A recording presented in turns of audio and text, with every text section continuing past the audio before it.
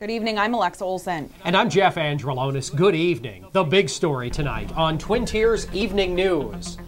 Dozens of firefighters at a home in Portville. The home went up in flames earlier today. WVTT's Valerie Tysaner was at the fire scene. She joins us now live in the WVTT digital newsroom. Valerie, what's the latest on the fire? Jeff, it was one of the worst kinds of days for something like this to happen. A family in Portville had to stand outside for hours while firefighters battled the blaze in their home.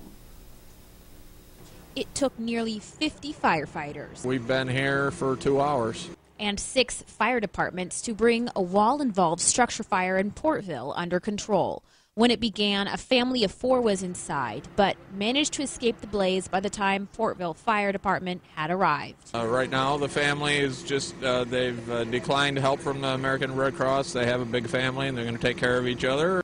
But their house, a single story off Lillibridge Road, wasn't quite so lucky. The inside of the house is a lot of smoke, heat, and water damage. It may very well be totaled, but I'd hate to put a dollar figure on it. The cause of the fire is still being looked into. The Cattaraugus County Fire Investigation Team did pinpoint the area that the fire started to the back of the house. Right now we believe the cause to be accidental. We're just trying to pinpoint. We found the area, we're trying to pinpoint the cause. While the month of January isn't typically known as fire season, it's important to be alert and make sure that you aren't neglecting any sort of open flame. A lot of times you think that you have more fires when it's cold like this because people were burning their wood stoves and such a lot hotter. But I can't really say that matters much. There's so many different causes and so many different things that can happen. And I have tried calling the Portville Fire Department to see if there is any update on the origin of that fire. I have not yet heard a response. In the WVTT digital newsroom, I'm Valerie Tysaner. Back to you in the studio. Thanks, Valerie, and glad to hear nobody was hurt in that fire. For Valerie Tysaner's complete report, go to our website. That's WVTTnews.com. We also received reports earlier today of another fire, this one at MSL Oil and Gas Corporation in Bradford. Firemen responded earlier this morning. That fire was put out relatively quickly, according to dispatch. Stay tuned to Twin Tiers Evening News. We'll continue to update that story as new information becomes available. Alexa? Well, Jeff, WVTT is learning of the cause of that fire we reported on yesterday. The fire at a multi-unit apartment house on Buffalo Street in Olean was sparked by faulty wiring in the attic of the unit. Officials say the upper unit is no longer fit to live in. The fire sparked up again yesterday afternoon due to high winds, but was contained without incident. Olean Fire Chief Robert Bell says that high winds and cold temperatures can increase the difficulty of fighting fires.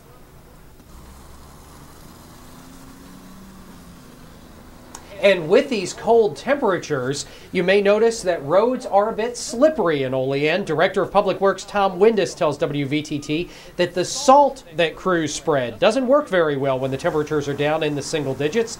He says that using sand isn't an option as it fills up the catch basins for the storm drains, and that creates a number of other problems. Now, sun can help activate the salt, but in the meantime, Windus urges drivers to use extra caution. Olean Common Council met last night. Phase 1 of creating the 2013-2014 budget is done after Tuesday's Common Council meeting. Tom Windus, Olean Public Works Director, proposed a nearly $5 million budget for his department. If it passes, that would be more than $1.5 million more than last year's budget. Windus wants to purchase new machinery and tools for the city's central garage, chip sealant for streets, and purchase new plows and dump trucks for the city. Windus also wants to allocate more than $300,000 to help repair the tunnel that connects Bradner Stadium to War Vets Park. Governor Cuomo is proposing a $137 billion budget for the Empire State for next year, focusing on schools and jobs. The governor's proposal yesterday afternoon includes increasing school aid by 4.4%, also funding for longer school days and for work programs in struggling upstate communities. It doesn't mention drilling for natural gas via hydrofracking.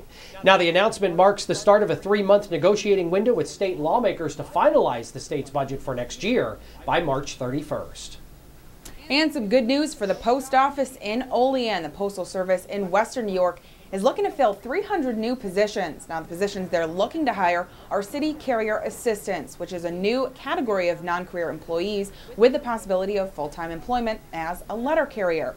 Now, the new positions are offering a salary of $15 an hour with paid vacation days and eligibility for health care benefits.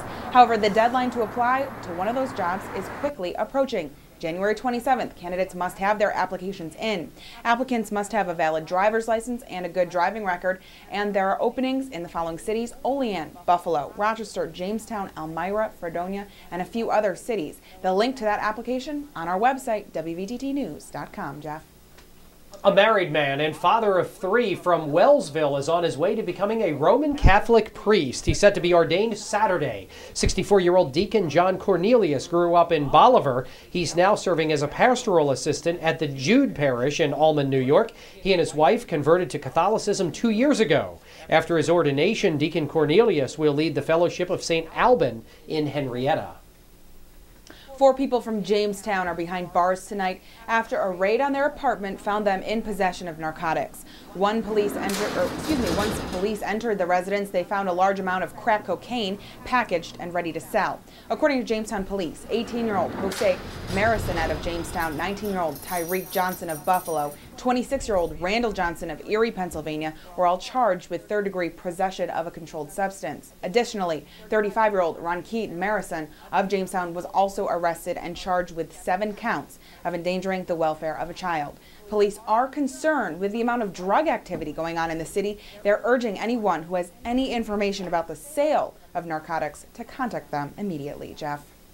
A former Salamanca high school science teacher is going to jail for sexting an underage girl. 39-year-old Shane Reithmiller was accused of sending indecent material over a period of 3 months back in 2011. He was sentenced to 6 months in jail. He'll then spend 5 years on probation after he serves his jail time.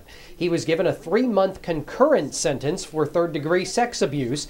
He also has to give up his teaching certificate and register as a Level 1 sex offender. Level 1 is considered to be a low-risk offender and doesn't appear on the state sex offender website. And a very sad story to bring you tonight. A Rochester woman has been sentenced to prison today for setting the fire that killed 4 of her children. 31-year-old Bobby Kugler sobbed as she was sentenced to 7 to 15 years in prison for assault, arson, and manslaughter. She had pleaded guilty back in December in Monroe County Court. Kungler admitted setting fire to a picture of her ex-boyfriend, then tossing it onto a dresser that was filled with combustible materials. She said she'd been drinking 4 or 5 40-ounce bottles of malt liquor and taken a handful of sleeping pills before setting the fire. That fire killed her 14-year-old son, Gage, her 13-year-old son, Greg, her 12-year-old daughter, Candy, and 6-year-old daughter, Caden. Coming up on Twin Tiers Evening News, our first look at weather. Also, our global news update is straight ahead with the latest on election results coming out of Israel. And how did the stock market do? We'll tell you next in WVTT's Wall Street Wrap-Up. Stick around. This is News Channel 25 WVTT.